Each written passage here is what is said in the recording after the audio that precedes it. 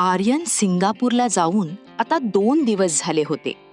50व्या मजल्यावरील त्या अथांग पेंटहाऊसमध्ये सर्व मर्यादा आणि भीती पार गळून पडल्या होत्या. पण या शारीरिक जवळीकीसोबतच दोघांच्या मनात एकमेकांविषयीची एक अनपेक्षित भावनिक ओढही निर्माण झाली होती. सकाळचे 9 वाजले होते. अनन्या किचनमध्ये उभी राहून चहा बनवत होती.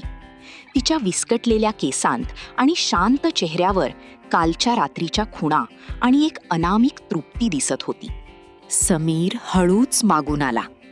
त्यानं तिला पाठीमागून दोन्ही हातान घट्ट धरले आणि तिच्या गळ्यावर आपले ओठ टेकवले. समीर, उशीर होतोय, चहा उकळतोय, अनन्या हसत पण कातर आवाजात म्हणाली. चहापेक्षा तुझ्या प्रेमाची ऊब मला जास्त हवीये अनन्या. तुझ्या या रूपापुढे मला जगातील कोणत्याही कामाची घाई नाही. समीर तिच्या कानाजवळ पुटपुटला. त्याने तिचे मुख स्वतःकडे वळवले आणि तिच्या ओठांचा ताबा घेतला. त्या चुंबनात केवळ शारीरिक भूक नव्हती, तर अनन्याला आयुष्यभर हवी असलेली आपुलकी, अधिकार आणि ऊब होती. अनन्यानेही आपले दोन्ही हात समीरच्या गळ्यात टाकून त्याला आवेगाने साथ दिली.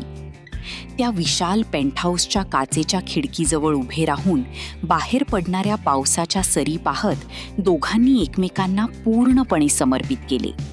बाहेर शहरावर ढग साचले होते आणि आत 2 जीवांच्या भावनांचा कल्लोळ सुरू होता. समीर, बाहेरून कोणी बघेल?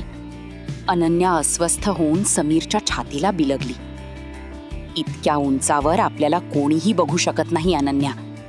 आज संपूर्ण शहराला साक्षी ठेवून मला तुझ्या भावनांची आणि या सुंदर नात्याची पूजा करायची आहे.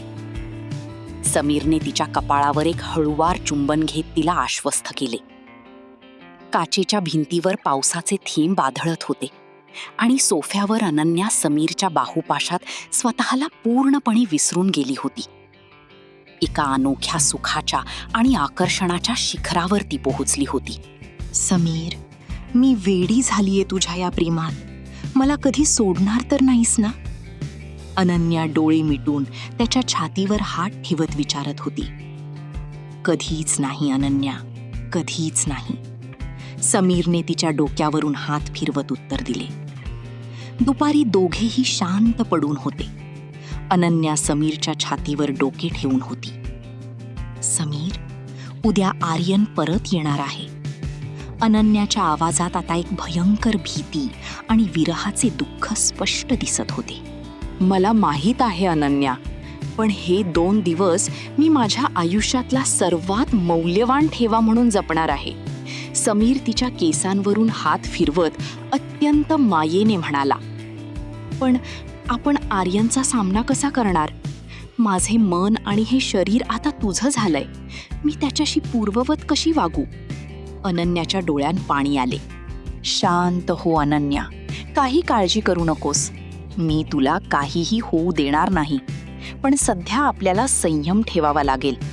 समीरने तिचे अश्रू पुसले. पण दोघांनाही ठाऊक नव्हते की आर्यन हा साधा माणूस नव्हता. तो अत्यंत धूर्त, हुशार आणि संशयी वृत्तीचा होता. सिंगापूरहून परतल्यानंतर आर्यनच्या समोर हे रहस्य उघड पडणार का? की तो या दोघांच्या नकळत कोणता नवीन डाव खेळणार? हे सगळं तुम्हाला पुढच्या भागात बघायला मिळणार आहे. म्हणूनच चॅनलला लगेच सबस्क्राईब करा.